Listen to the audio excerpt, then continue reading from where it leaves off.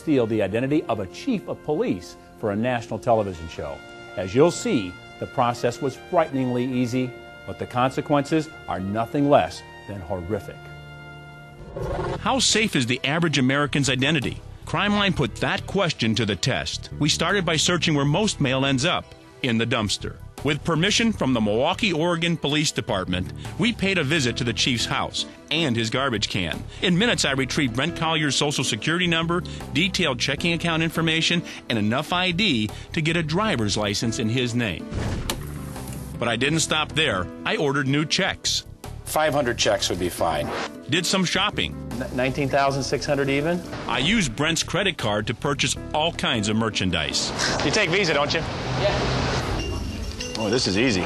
I even checked out my credit rating when I rented an apartment.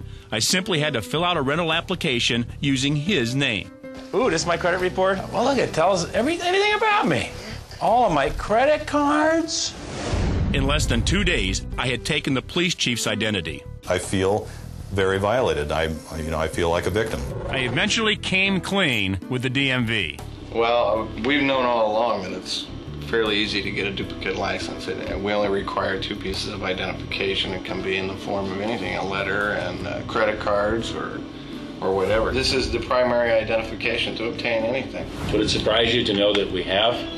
No, not really. I mean, I'm assuming this is probably one of the pieces of ID that you use to get that piece of ID. Yes. You know, and it's kind of a vicious circle. Next, I informed Gloria at the Cloverleaf Apartments that she'd have to find a bona fide renter to take the vacant apartment I applied for. Well, I said as long as you look respectable, I checked your credit report. And the check had my name on it. We were really anxious to find out how far we could go. Now we can do anything we want. We can rent limos, we can go buy TVs, diamond rings, rent apartments, we can do anything we want. Because nobody knows that I'm not Brent Collier. A gross reality that changes lives forever. You could have maxed out my checking account. You could effectively destroy my driver's record. If you failed to appear, they would issue warrants for my arrest in my name. We destroyed all the fake identification we obtained in our investigation and paid Brent for all the bills we ran up. Sadly, that's not the case for thousands of victims across the country. If you're not careful, you might just be one of them. ID theft is the fastest growing crime in America today. In fact, a recent study by the Federal Trade Commission found that over 9.9 million Americans were victims to ID theft in 2002 alone, costing businesses and victims billions of dollars. To make matters worse, ID theft can also be one of the most devastating crimes, stealing its victims' time, money, credit, and most importantly, their peace of mind. You're about to meet 2 ID theft victims and a convicted ID thief recently released from prison. These faceless anonymous crooks steal from you over and over again. In many cases, it can take years for victims to regain their good name and reputation.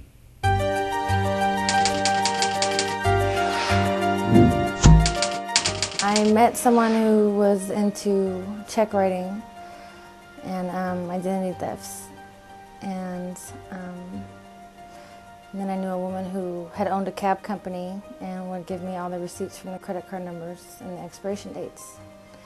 And online and over the phone, I started doing account transfers through different banks into different accounts. It was really easy. It was real easy. Well, the first I found out about it was a collection call from Radio Shack credit card. People calling me saying my balance was 120 days past due. I received a phone call at work from the California Pizza Kitchen, and they wanted to confirm an $800 gift certificate purchase that I had made online that I didn't really make. I had never had a Radio Shack credit card, so I surmised my identity had been stolen. Somebody had gotten my information somehow. And I didn't know how because I hadn't lost my wallet and I had a walk-in mailbox, so I assumed somebody got it online. I had gotten a credit card number from this woman and called Puyallup and had bought a car and had them deliver it to me for like $1,000 extra. And they brought me the car, paid in full, and they went to Salem and got 2 more cars with that car and the card. You bought 3 cars with somebody else's credit card? Mm-hmm. How did you get the credit card? I didn't have a credit card. All I had was the number and the expiration date. How did you do it? That's all you need. I walked into a store and handed them my credit card that I had that didn't even work anymore. And when they ran it and it says unauthorized, it just says unauthorized or something like that. You give them your credit card number and they manually type it in with the expiration date. They print out your receipt, you sign it, and you leave. But it was somebody else's name. Mm-hmm. What did you think about the person's whose identity you had taken? I wasn't thinking about them. So then I got my bank statement, and within 3 days, it had only been 3 days since the transactions first appeared. It was the third day that I received this phone call. Almost $15,000 had been spent. I tried to convince the people calling me, the collection agency, that it wasn't mine. They kind of insinuated that it probably was. And so I said, well, it wasn't me, what do I have to do? You know, how do I repair this? They were extremely unhelpful. They would not give me any information. They assumed I was fraudulent, I was doing something fraudulent. They certainly weren't going to cancel the order and credit my credit card back. But they had insinuated that perhaps you were just trying to get out of paying your bill. Well, yeah, I mean, that was the assumption on their part, and they made me feel like, you know, you're just trying to get out of doing this, and, you know, we're just lucky we got you on the phone, and don't try to get out of it. If I were the criminal that stole your identity, and I'm sitting in front of you right now, what would you say to me? You have no idea the hurt and heartache that you cause people.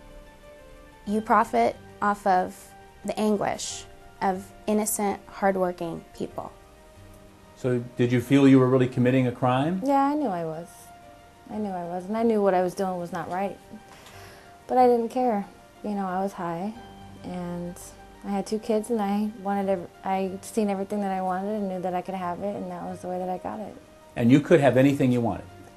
I could have at that point, yeah. What's the most that you got in any given transaction, stealing somebody's identity? I did about 3 transactions in one day, and I got about $50,000. How much? $50,000. In one day? In one day.